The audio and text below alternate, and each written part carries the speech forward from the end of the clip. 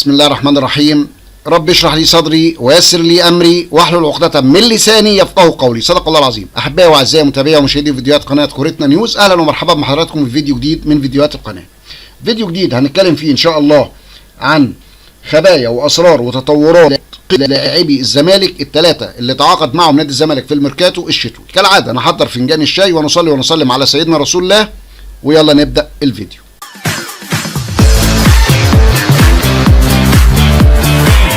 في البدايه نستاذن حضراتكم اللي ما اشتركش في القناه شرفنا بالاشتراك في القناه وتفعيل زر الجرس واختيار امر الكل، ولو عجبك الفيديو ما تبخلش علينا بعمل لايك للفيديو.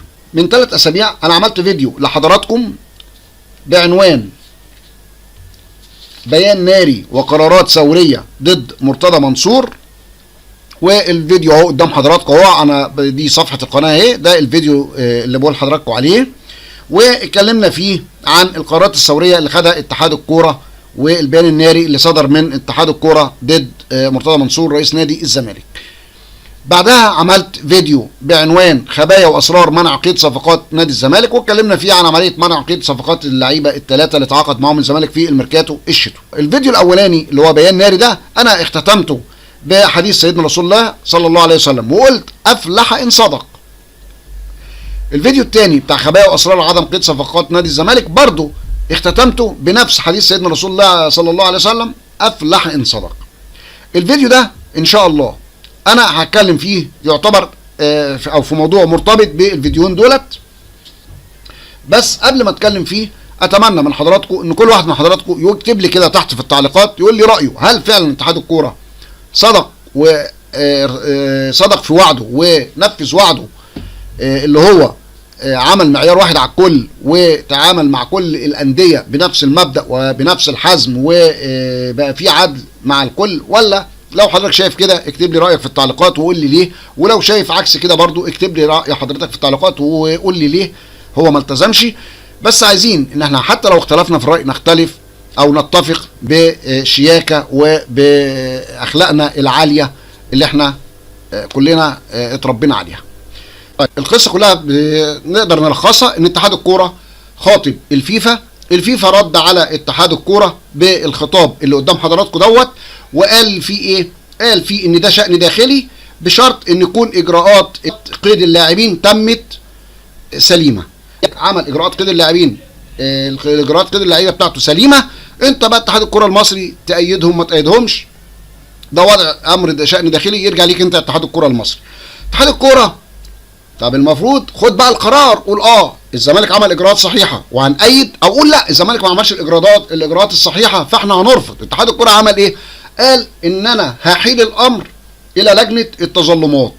طيب انا اللي انا اعرفه لجنه التظلمات دي، احنا اولا مش الاتحاد يا جماعه اعلى من اللجان، يعني اللجان الاتحاد ليه لجان، عده لجان بتتبعه زي لجنه المسابقات، لجنه الحكام، لجنه التظلمات، لجنه الانضباط، كل دي لجان بتتبع الاتحاد، بتتبع الاتحاد. فمجلس اداره الاتحاد هو اقوى او سلطه اعلى من اللجان دي، بيحل ليها حاجات معينه بيتظلموا منها مين؟ يعني مثلا لو في حكم ظلم مثلا النادي عايز يظلم الحكم، فبيروح متظلم من الحكم ده قدام لجنه الحكام، خلاص، او يشتكي الحكم فبيشتكيه قدام لجنه الحكام. لو في نادي مثلا عايز بيعترض على حاجه في المسابقه فيروح للجنه لجنه المسابقات، وهكذا. طب لو في لجنه من اللجان دي خدت قرار والنادي شايف ان هو ما خدش حقه في القرار او القرار ده فيه ظلم عليه، فبيلجأ للجنه التظلمات. يعني انت عايز تقول يا باشمهندس، عايز اقول ان اللي بيلجأ للجنه التظلمات الانديه مش الاتحاد. الاتحاد سلطه اعلى من اللجان دي كلها بما فيها لجنه التظلمات.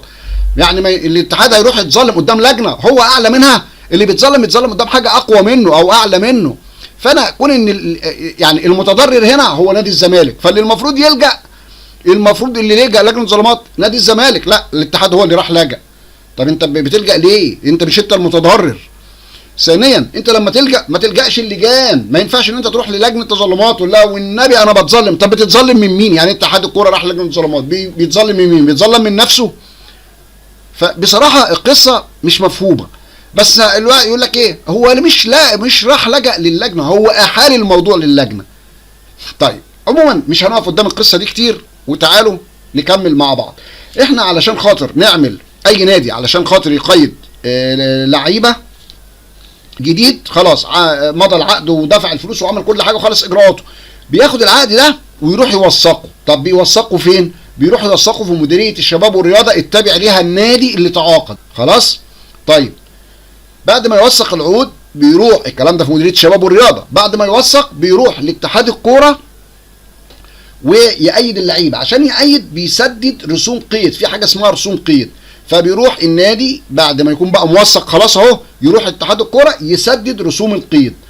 برضو سداد الرسوم القيد دي ليه ميعاد بيتعرف هو اتسدد امتى، يعني ما اقدرش العب في ميعاد السداد. خلاص؟